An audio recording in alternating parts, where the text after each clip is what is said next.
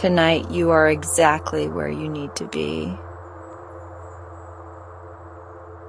You've found your way to a quiet little corner of the night, where the world slows down, the stars begin to whisper, and soft stories drift like moonlight through the dark. I'm so glad you're here. Before we begin tonight's story, I just want to gently ask, if you find comfort in these bedtime moments, it would mean the world if you'd take a second to like this video, subscribe, or even share it with someone else who could use a little peace. Your support helps keep this cozy space glowing night after night. Now settle in, let the day melt away, and let's begin.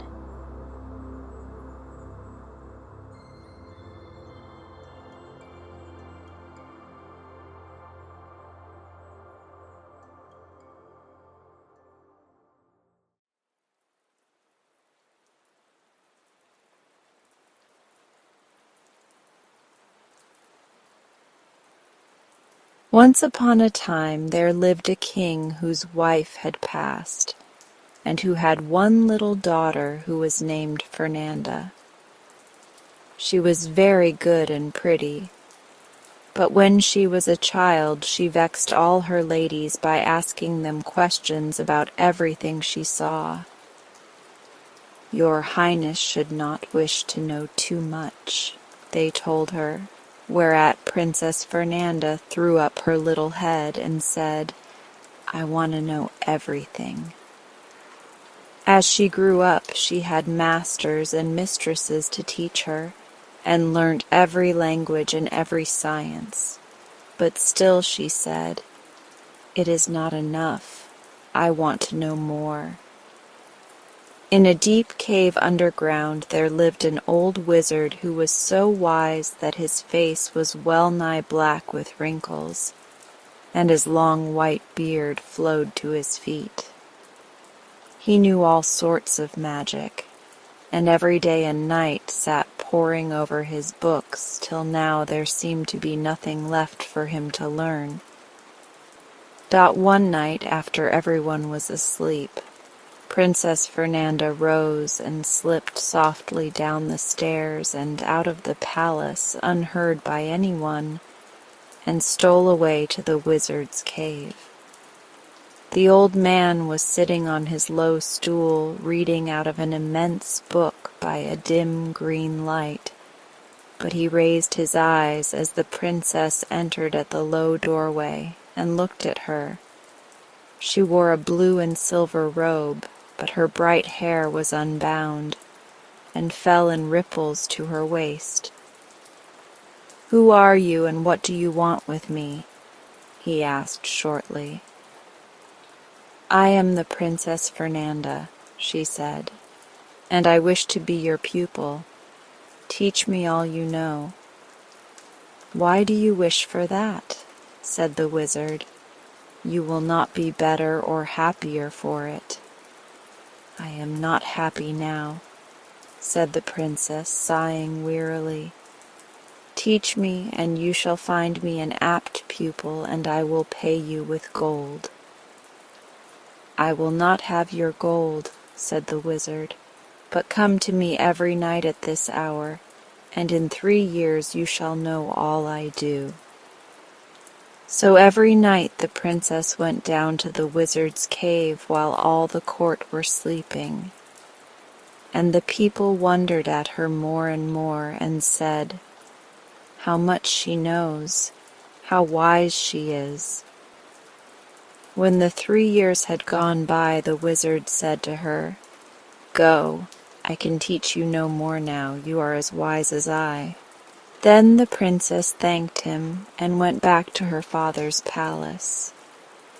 She was very wise. She knew the languages of all animals. The fishes came from the deep at her call, and the birds from the trees. She could tell when the winds would rise and when the sea would be still. She could have turned her enemies to stone or given untold wealth to her friends. But for all that, when she smiled, her lips were very sad and her eyes were always full of care. She said she was weary and her father thought she was sick and would have sent for the physicians, but she stopped him. "How should physicians help me, my father?" she said, "seeing that I know more than they?" One night, a year after she had taken her last lesson from the wizard, she arose and returned to his cave, and he raised his eyes and saw her standing before him as formerly. "What do you want?" he said.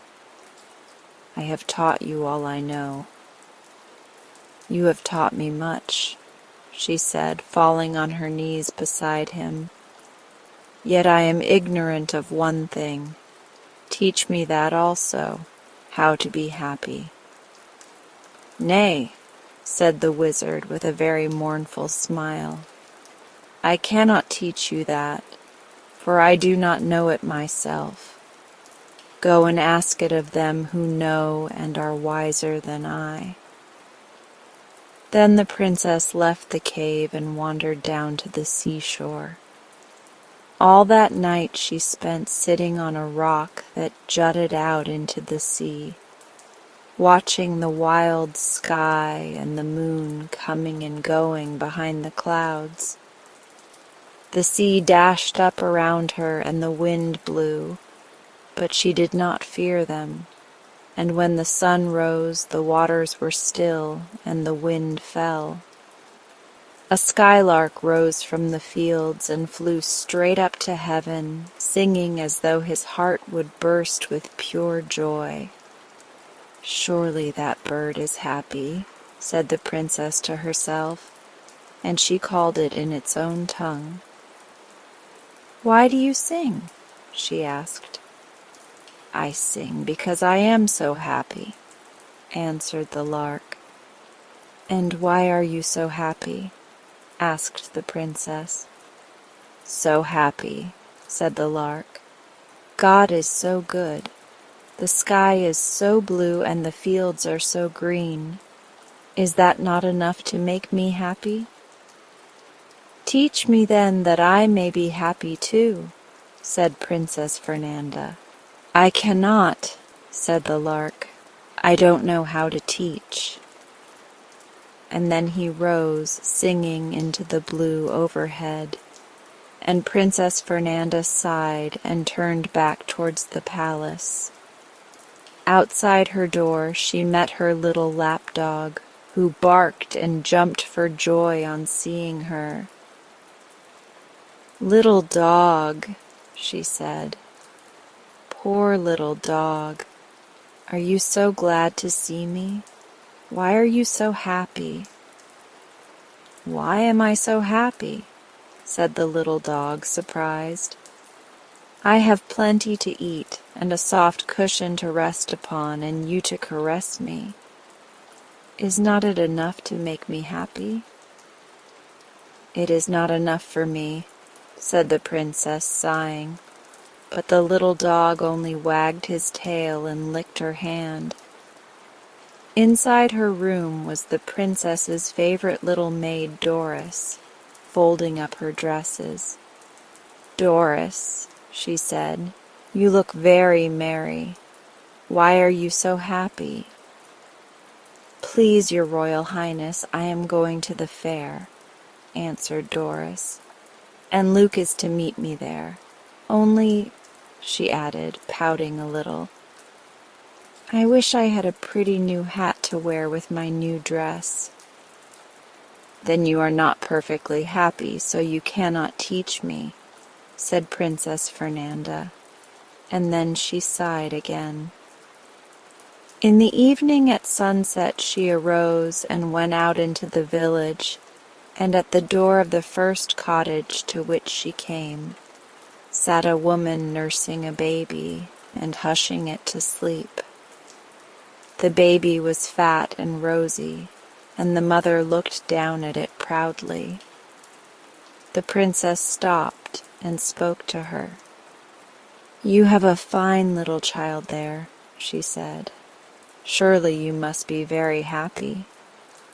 The woman smiled. "Yes," she said, "so I am.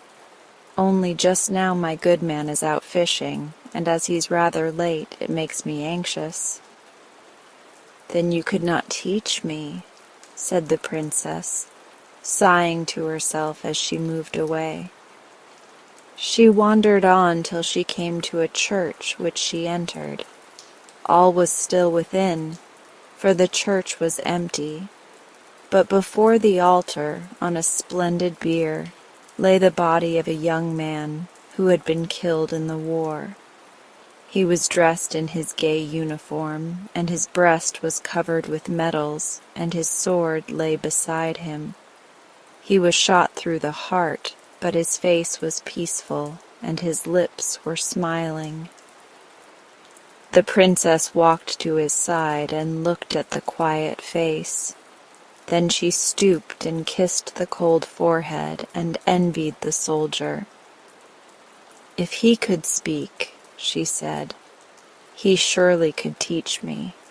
No living mouth could ever smile like that." Then she looked up and saw a white angel standing on the other side of the bier, and she knew it was Death. "You have taught him," she said, holding out her arms. "Will you not teach me to smile like that?" "Nay," said Death, pointing to the medals on the dead man's breast. "I taught him whilst he was doing his duty. I cannot teach you." And so saying, he vanished from her sight. She went out from the church down to the seashore. There was a high sea and a great wind.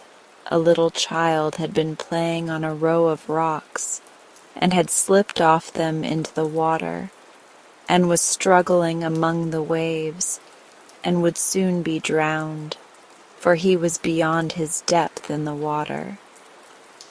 When the princess saw him, she plunged into the water and swam to where the child was, and taking him in her arms, placed him safely on the rocks again. But the waves were so strong that she could scarcely keep above them. As she tried to seize the rocks, she saw Death coming over the water towards her, and she turned to meet him gladly. "Now," said he, clasping her in his arms, "I will teach you all you want to know." And he drew her under the water, and she died. The king's servants found her lying on the shore with her face white and her lips cold, but smiling as they had never smiled before, and her face was very calm. They carried her home, and she was laid out in great state, covered with gold and silver.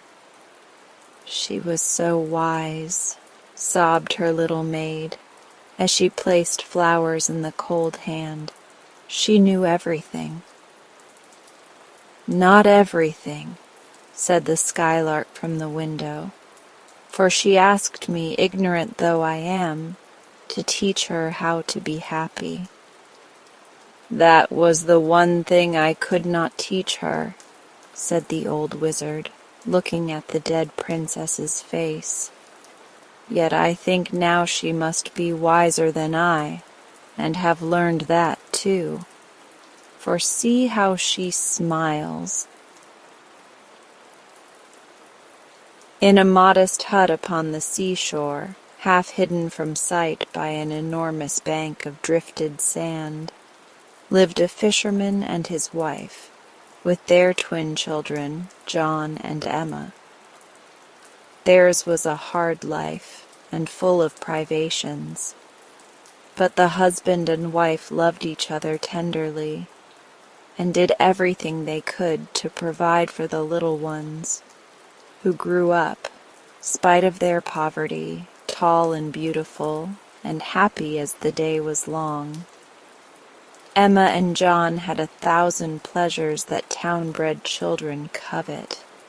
They chased each other continually up and down the sandy beach, hard as marble and glittering like silver in the beautiful patterns traced on it by the tide. They ran barefoot into the surf, defying the mad onslaught of the merry breakers, and dived fearlessly beneath the crested arch of green waters to seize a bit of floating seaweed. They discovered endless treasures in the rock pools along the beach, and built with them pretty grottos and mysterious caves that none but themselves knew where to find.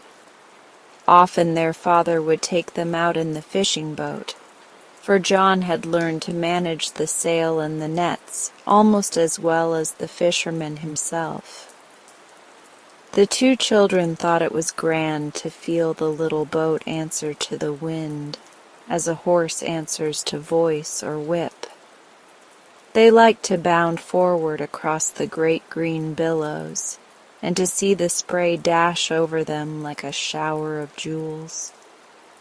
They would help their father to set his nets or lines, and wait patiently till it was time to haul in the big shining fish that sometimes lined the bottom of the boat, whiling away the hours by munching bits of brown bread that served for lunch, and by telling each other fanciful stories of the sea. The ocean did not always smile upon them, for there were days of heavy fog, of raw east wind, when the beautiful water ceased to sparkle, while the surf boomed as if in warning of danger or sorrow to come. Then the children would run inside the cottage and pile on driftwood till the fire burnt cheerily. This was their time for taking down from the mantel shelf their stores of shells, corals, and other sea wonders. John and Emma had polished these shells until they shone beautifully, and some tiny discs of orange and gold were strung in long garlands to loop around the brown walls and above the little looking-glass. Their mother kept the inside of the cottage as neat as a ship's cabin, which, in truth, it much resembled, the children's beds being nothing more than broad shelves in a cupboard, with doors to close by day. While every corner of the tidy place was made to do duty for some household implement tucked away in the oddest fashion until it should be needed. So the days passed on until the twins were about 16 years old, John a fine, manly fellow, looking much older, and Emma a slender slip of a girl, with floating locks of purest gold, and a voice in singing like a carol of birds in a maybush. Oftentimes when her father was steering his boat homeward, after a day of toil, he would hear the piercing strain of Emma's song come floating over the water from the rock where she stood against the western sky, awaiting him. And he rightly thought this the sweetest sound he was likely to hear before the angels should sing for him in paradise. One day the fisherman did not come home. A storm arose, and all that evening the wind howled madly above the beating of the angry surf. The sky was pitch black, and the wife and children walked the shore in silent fear. When darkness fell, they lighted a huge bonfire upon the rocks, and John, begging his mother and Emma to go home to rest, stayed feeding the flames with driftwood till morning broke over the sullen waste of waters. Still no sign of his father, and at midday the familiar boat drifted ashore, bottom upward. Then great sorrow darkened this happy little home, and nevermore the sea gave up her dead. The fisherman's wife did not long survive him, dying, she told her children, because she could not live without her beloved husband. John followed his father's calling, and Emma kept the house, as her mother had done. She was very sad and solitary in the changed life, but people who work hard have not much time to give way to grief. The busy maiden toiled all day over her duties indoors, and when evening came would go out on the rocks to await John's return. The greatest pleasure she now had was in singing. Her voice grew strong and firm, and every day at sunset it might be heard, in waves of melody, mingling with the sound of the breakers on the shore. One day, when John was later than usual in returning to his supper, Emma wandered along the sands. It was a beautiful summer evening, the sky painted with radiant colors, the sea reflecting them. Here and there a sail dotted the horizon, but the shore was completely deserted. The girl saw before her a rock pool filled with sea anemones and starfish, and sitting down on the edge of it to study the lovely creatures, she began, as usual, to sing, without knowing that she did so. Suddenly, over the water came rolling toward her a wonderful chariot formed of a single conch shell, all rainbow-hued within. It was drawn by 2 dolphins, and the driver was a handsome young man, whose long floating locks were of a changeable green color, tipped with curling white. Before Emma could recover from her astonishment, the youth spoke to her gently, thanking her for the song that had wooed him from his home beneath the sea. "I am the king of a wonderful country down there," he said, "and if you will but sing for me once more, I shall give you gems and flowers from my own garden, such as never an earth-born maiden owned."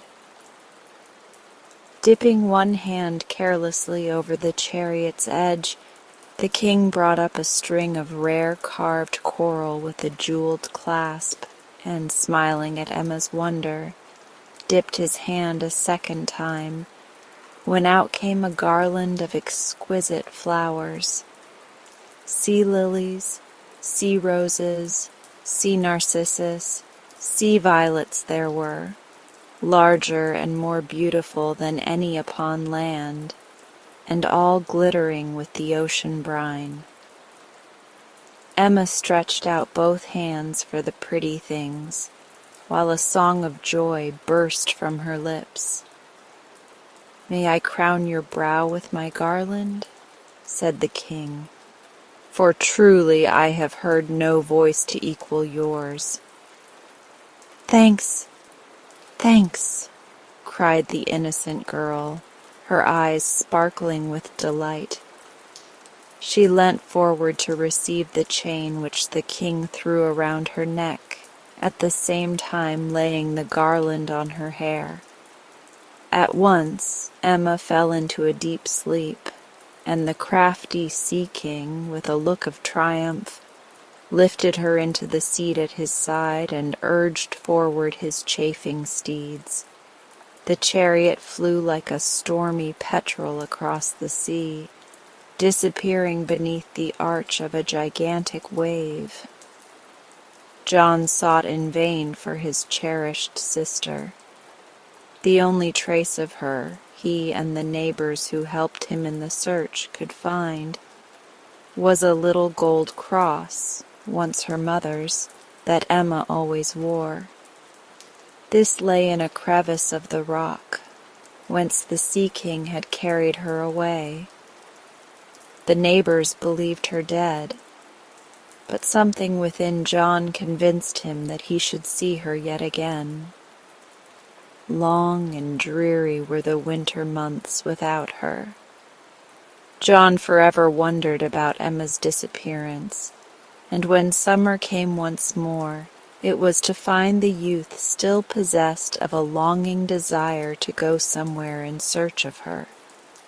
Sad and solitary, John was sailing his little fishing smack along the coast one day, intending to go out to the usual fishing ground, when, tempted by a creek he noticed now, as if for the first time, a fancy took him to follow up the windings of this silver inlet from the sea, running between banks as green as emerald.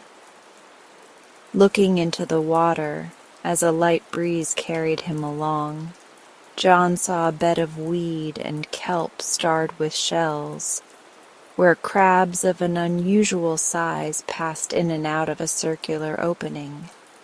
Determined to fill a basket with these desirable dainties, which would fetch a high price in market, John fished for them so skillfully as to haul up a hand net brimful at the first attempt. These were no common crabs, he discovered, one of them in particular, having its flippers set with rings of beaten gold, and a gold chain around its body bearing a golden key. "My good sir," said the crab, speaking in a plaintive voice, "you probably don't know that I am the keeper of the Sea King's summer grotto, and these are my attendants. Only today His Majesty sent us word to have all in readiness for a visit from him and his bride betrothed. We are in the greatest possible hurry, and if it is quite the same to you, would take it as a friendly favor, if you will let us go without delay." "My good Mr. Crab," said John, laughing, "I should like to oblige such an important person, but really my circumstances are almost as particular as yours. I am in the greatest possible need of funds, and the price you and your friends would fetch at the present market rates is most desirable to me." "Oh, if it is only gold and silver," said the crab disdainfully, "you should see His Majesty's dominions. Our streets are paved with it." John became interested at this, and entered into a long conversation with the crab, who was a gossipy old soul, and told him of so many wonders of the Sea King's kingdom that the lad could scarcely contain his astonishment. What startled him more than all was to hear of a sweet singing maiden from the upper world His Majesty had kept for a year past imprisoned in a crystal cavern. His heart beat fast with excitement, as the crab described Emma so exactly that it was impossible to mistake her. "Until the present time," the crab went on with importance, "His Majesty has not told the Earth Maiden of his intention to make her his bride. By the laws of our kingdom, no one of us can marry a mortal until she has lived for a year contentedly below, without uttering the name of any friend she knew in her former estate. But the year is up today, and they are to make a grand tour of His Majesty's possessions. I should not wonder if the wedding were to take place in our grotto, for that is the king's favorite palace, although only one of the many he calls his own. One thing is false. Emma will never marry him, if she is to do it by forgetting those who loved her so tenderly," broke in John furiously. "You are very rough, my dear friend," said the crab, fanning himself with his flipper. I think you forget you are addressing a courtier. What I tell you about the Lady Emma is undoubtedly true, since I have it from my cousin the clam. He is a close-mouthed creature, little likely to spread a false report. Lady Emma is happy as a queen in swan's down. Once a day she sings, and then His Majesty always presents her with a bunch of fresh sea violets, her favorite flowers. Under the circumstances, it is hardly possible she would keep up any of the foolish fancies for earth-born folk she may have brought there. John pondered a while and finally promised the crab, who was growing very impatient, to release that functionary and his companions if they would permit him to visit the wonders of the Sea King's grotto.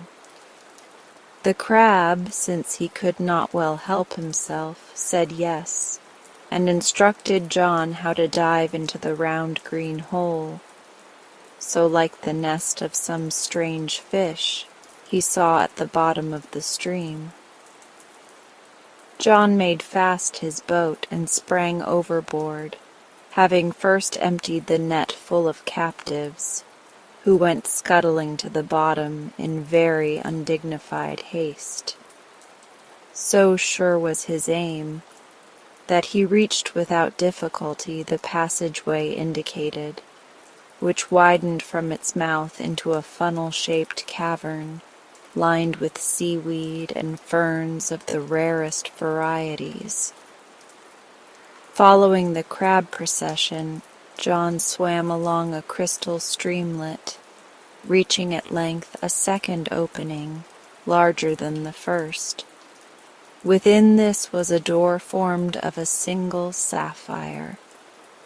The crab put his golden key into the keyhole and admitted John into a large and brilliant grotto, the sides lined with the iridescent scales of fish. The roof was encrusted with jewels, through which streamed many-colored lights, and clusters of phosphorescent flame gleamed at intervals between pillars of glittering spar. Beneath an arch of blooming sea flowers stood a throne made of snowy coral branches and cushioned with velvet moss. At its foot was a pillow of blue violets, another one hanging at the back. A tiny stream of clear water ran down the cavern's side and shot up in a fountain in the center. John's eyes blinked with pleasure when he came into the pretty place, but the sound of approaching music made the crab hurry him into hiding, with the order on no account to risk showing himself in the presence of the king, who would instantly have him hugged to death by a giant devilfish. John kept quiet, you may be sure. The crabs formed into double rows, bowing and scraping, in token of their deep reverence for the king. They had been selected to be courtiers in consequence of their facility in walking backward, and the sight almost made John laugh aloud. But he was soon reduced to silence, not only by the imposing entry of the monarch of the seas, but because in the bride betrothed he saw indeed his own dear Emma. Emma was greatly changed in appearance. She now wore a splendid robe of some clinging white stuff, worked with little coral branches and sprays of silver seaweed around the hem, and her neck, arms, and hair were wreathed with row upon row of priceless pearls. She was pale, but more beautiful than ever, and on her breast John saw a knot of big blue violets.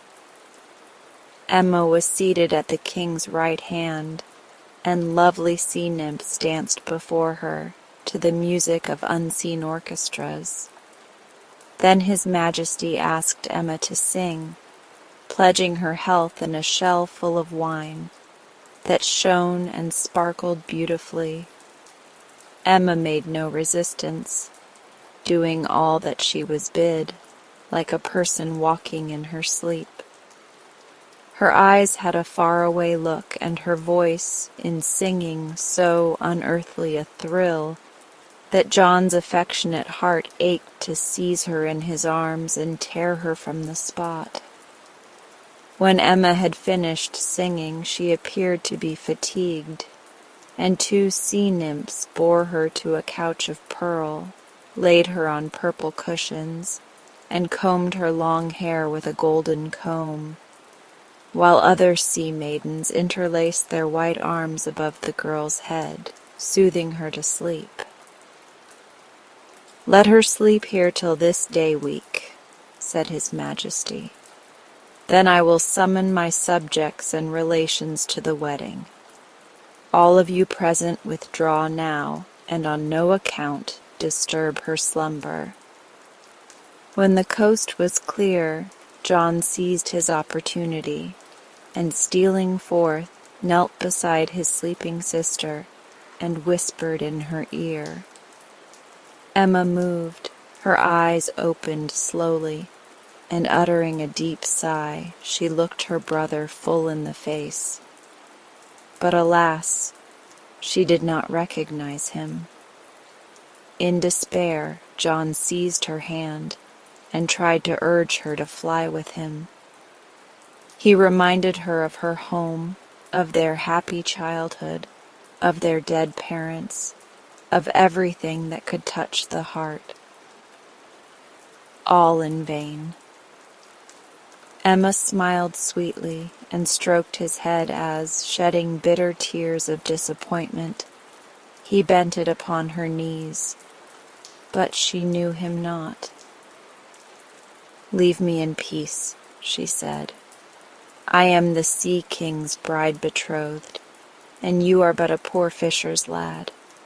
What you say to me of earth and home I do not understand. This is my home, and if the king should find you here, he would take your head off. If you love me as you say, please go." Emma lifted to her face the cluster of purple violets, and at once her lids drooped, and sinking back upon her purple cushions, she slept again. In bitter disappointment, John retraced his way along the vestibule of the king's grotto and emerged into the inlet where his boat was moored.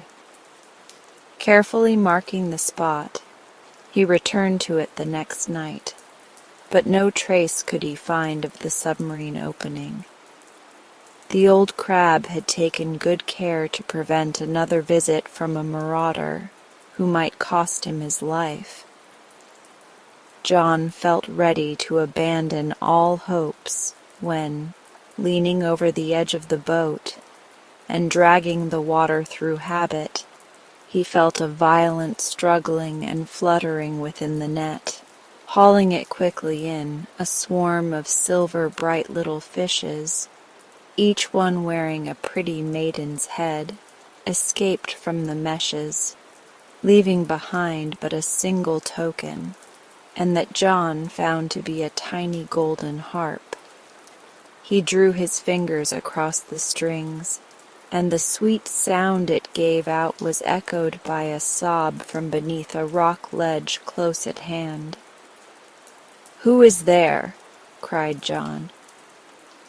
"It is I, chief of the Sea King's minstrels," said a voice. "This evening I and my band were amusing ourselves by the light of the moon when your cruel net almost frightened us to death. Oh, what shall I do? It's nearly time for the king's visit to his bride betrothed in the grotto, and if you will not restore to me my harp, I shall be behindhand and in disgrace. Oh, if you only knew how strict the leader of the court orchestra is! Will you take me into the grotto if I give the harp to you?" said John firmly. "Oh, I dare not," cried the little mermaid, shivering. "Only yesterday His Majesty found out that some rude outsider had found his way into the grotto, and he has placed on either side of the entrance a double-headed shark. For you to attempt to pass them would be certain death. Pray, pray ask something easier, for every moment is precious to me now." "Then tell me what has caused Emma to forget all her life on earth." "That I can do, right easily," said the mermaid coquettishly. "For I have a sister in the band of especial handmaidens set apart by the king to wait on the bride betrothed. The fresh violets sent every day to Lady Emma by His Majesty have the power to make her forgetful and indifferent to all save her present surroundings." "I knew she had not really grown cold," cried John in a burst of gratitude. "Here is your harp, pretty one, but answer me one question more. How can I find the entrance to the grotto?" The little mermaid stood on tiptoe to receive her harp, and as she once more clasped it in her arms, whispered in a frightened tone, "When the moon is at the full, its rays strike a white cliff over against yonder dark coastline. Steer your boat evenly along the path traced by those rays upon the water, and you may see the wedding procession go in at the state entrance. But of all things, take care not to let yourself be perceived, for on this occasion all the monsters of the deep will be on guard, and your life would not be worth a broken clamshell." John bade the mermaid good-bye, and from that moment all his thoughts turned upon how he might obtain admission to the wedding festival. He cast his nets diligently, but with no success. All the fishes seemed to have deserted their usual haunts, and no wonder, for the entire population of the sea was in a state of preparation for the great event. At last the night of the full moon came, and you may be sure John was abroad and watchful, as he cast his nets in feverish anxiety. A sudden pull made him haul in rapidly, and this time he was rewarded by a catch that cost him the most tremendous struggle. What was his surprise to drag into the boat a huge fish, 6 feet long, with a tall fin nearly the length of its body. The most curious part of it was that the tips of this fin, and also a patch on the creature's head, shone with imprisoned fire. Along the sides of the body were a double row of luminous spots. The fish made no further fight, and John gazed at him in admiration.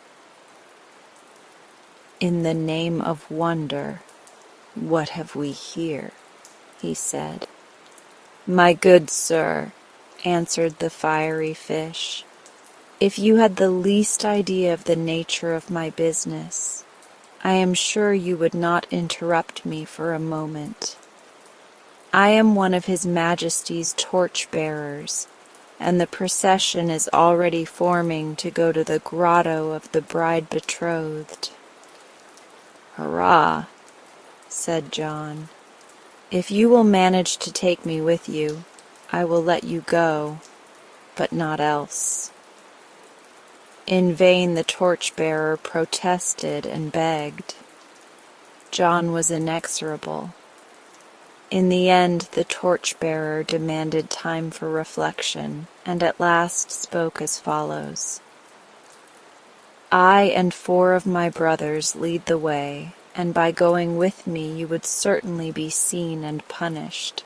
But at the very tail end of the procession, my old father and mother will jog along, accompanied by a swarm of their younger grandchildren.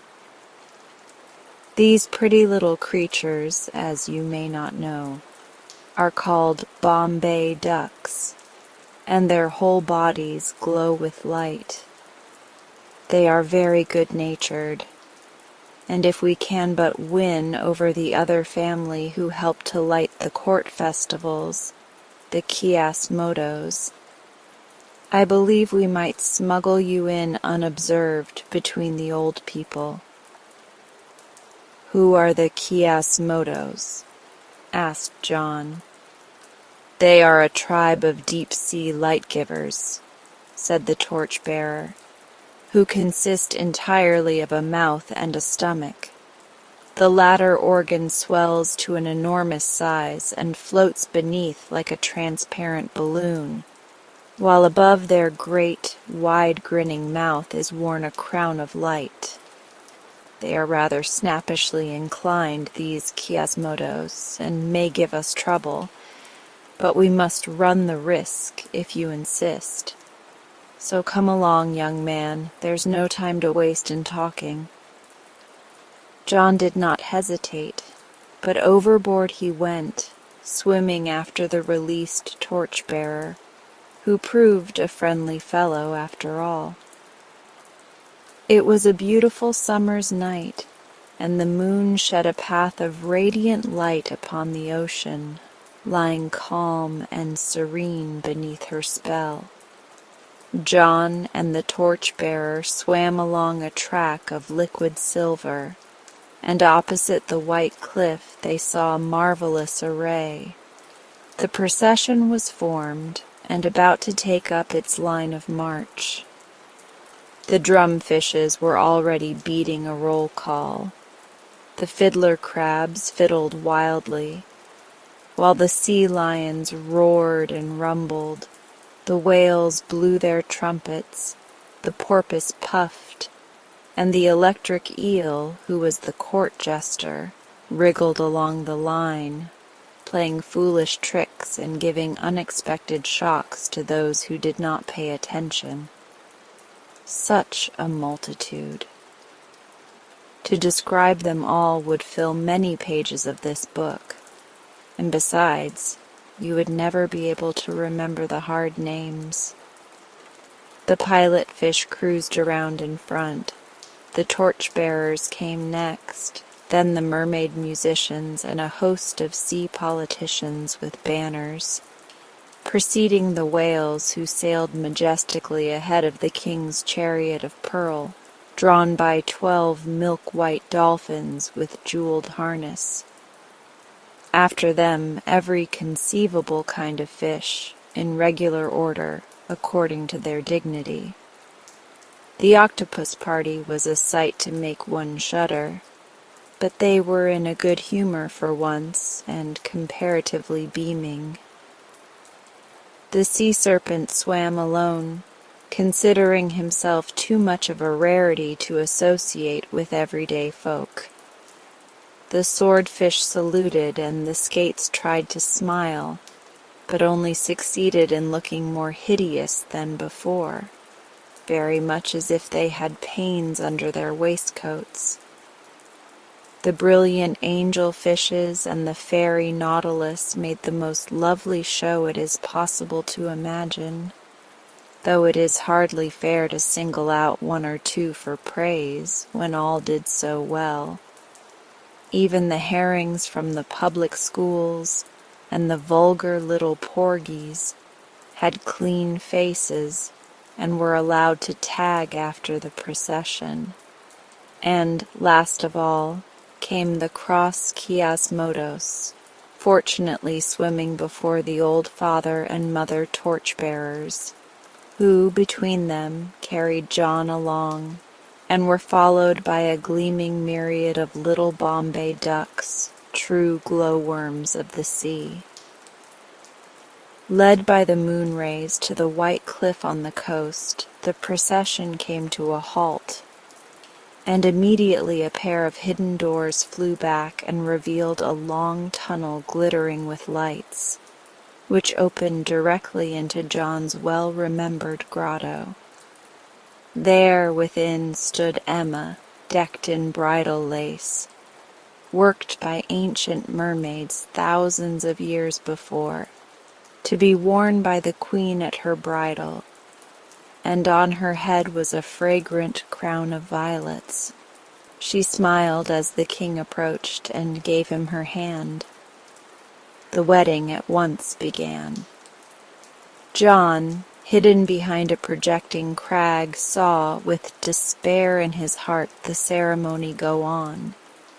The entire walls were lined with ranks of octopi and sharks on guard. To defy them would be death to Emma and himself. He leaned further forward than he intended, and was seen by one of the chiasmodos, who, flashing her lantern in his face, at once informed on him to her neighbor. Immediately a new monster swam toward John. This was another of the deep-sea torch-bearers, the Chanleotis, appointed to act as chief sentry to the cave. A more ferocious countenance cannot be imagined than was his.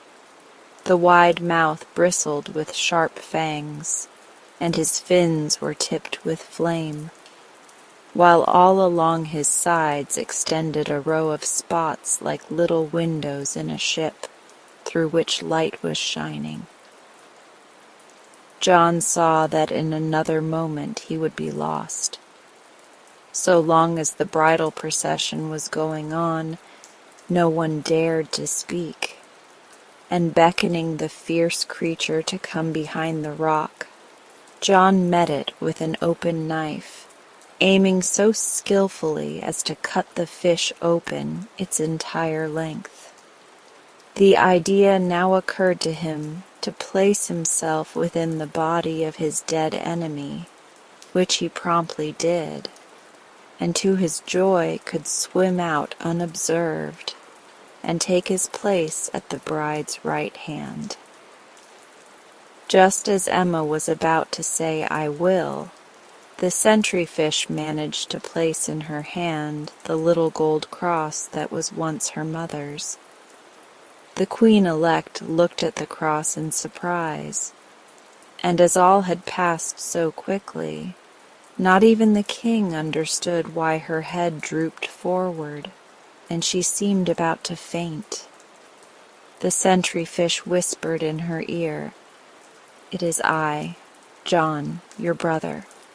Be brave, and find some excuse for putting off the wedding, and we may yet be saved." So long as Emma wore the crown of violets, she was unable entirely to break the charm they cast over her. But the little cross was a powerful reminder of her life on earth, and while she held it, she appeared to be awakening from a trance. Excusing herself to the king on the ground of illness, she was supported to her coral couch, and was surrounded by her mermaidens. The king ordered the crowd to withdraw, and soon the disappointed revelers went away, feeling blue and cross, while his majesty himself was in a terrible way, tramping up and down, tearing his green locks, and casting himself on his knees beside Emma, imploring her to speak to him once more. In vain. Emma's eyes were now obstinately closed, and her cheeks were like marble. The faithful sentry fish, whose duty it was to patrol the grotto, swam up and down before the couch, and every time he passed near Emma, he whispered, "Be brave. I am here. Soon I will rescue you. Give no sign of life." At last the king took the advice of an old dowager mermaid, and left Emma to herself, consenting to go outside the grotto and smoke a seaweed cigarette, until his bride should be ready to go on with the interrupted wedding. John spied in the train of mermaidens the little creature whose harp he had restored, and very cautiously, for fear of alarming her, he made himself known. The pretty mermaid laughed and cried hysterically when she heard his story, and consented to aid him still further by removing the crown of violets from Emma's head. Soon there was heard a great whispering among the mermaid band, and one of the boldest of them ventured to suggest to the dowager lady-in-waiting that one reason for Her Majesty's continued swoon might be that her hair was plaited too tight. The dowager, for a wonder, took the suggestion in good part. She ordered the attendants to unpin Her Majesty's long golden braids, and in so doing the fatal crown fell to the ground unnoticed. The blood rushed into Emma's face. She sighed, and opening her eyes, looked about her. There was the band of anxious mermaids, and a solitary sentry fish swimming up and down. In next passing her, he whispered, "Order your attendants to withdraw." This was soon done, only the friendly little mermaid remaining at Emma's side. John, throwing off his disguise, clasped his sister in his arms, and warm tears of human happiness rushed from Emma's eyes. Trampling underfoot the crown of violets, and keeping firm hold of her mother's cross, she begged John to bear her back to their own world without delay. Cautiously putting on his fish garb, John swam to the door to reconnoiter the situation. He found there on guard only one of the shark sentries who had taken so much sea beer, in honor of the king's wedding day, that John's knife made quick work in dispatching him. And now the way seemed open for their flight. The brother and sister bade farewell to the friendly mermaid, who pledged herself never to reveal the secret of Emma's escape, and started to leave the grotto. Suddenly, lashing the sea in his wrath and fury, both of his fierce mouths spiked with rows of terrible teeth, came the other double-headed shark. John still wore his Chanleotis disguise, and without a moment's hesitation dashed bravely to meet the foe Dot. Wielding his trusty knife, he stabbed the shark again and again through the body, darting aside before the monster could get the advantage of him. The shark, wounded mortally and mad with rage, darted forward in a final effort, but John planted his knife in its open jaws. Uttering a horrid death shriek, the creature lay without motion upon the threshold of the cave. John lost no time, for the noise of the conflict had already attracted to the scene a number of curious loungers, and, as he feared, the king himself, attended by his bodyguard of monsters, now came in sight. Darting swiftly through the waves, with Emma clinging bravely to his shoulders, the assumed Chanleotis drove his sharp fin abruptly into the middle of a party of squids. These poor fellows were the disappointed reporters of a submarine newspaper, going home without an account of the wedding for their journals.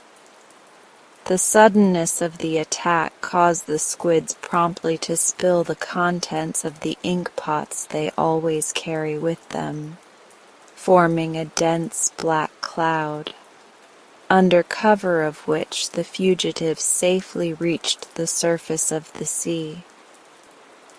The sun was rising, its rosy light lying upon the bright ocean like a veil.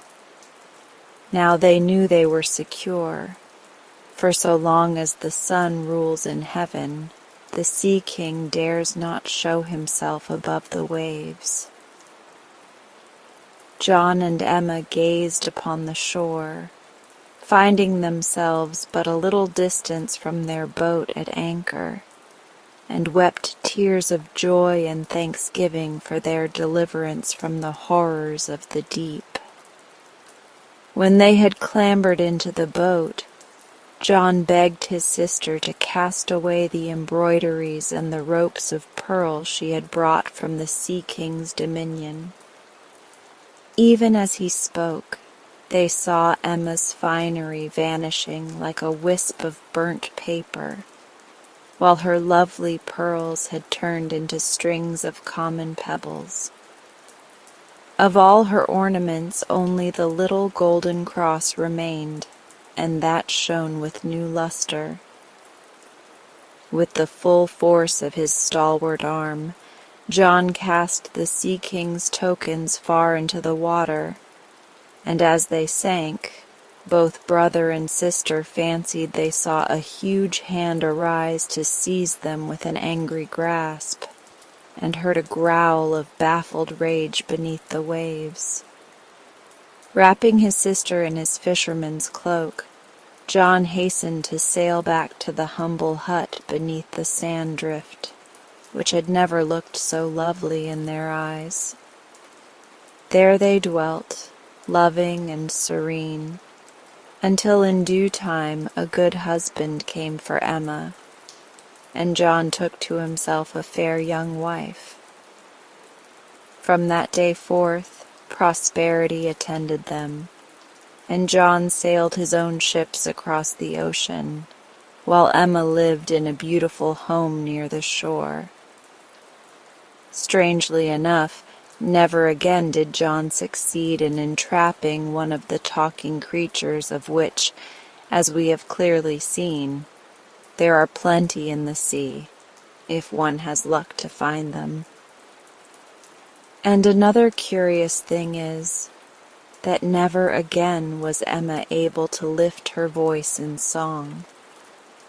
The beautiful gift which had brought about her strange adventure, and had well nigh proved so fatal to them both, had been lost forever.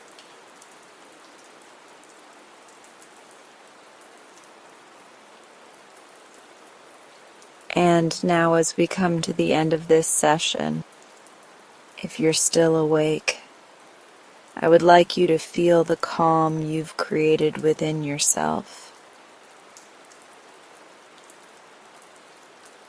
You've given your mind and body such a beautiful gift, a moment to simply be. Let that sense of peace stay with you as you move through the rest of your night. If you'd like, you can stay here a little longer.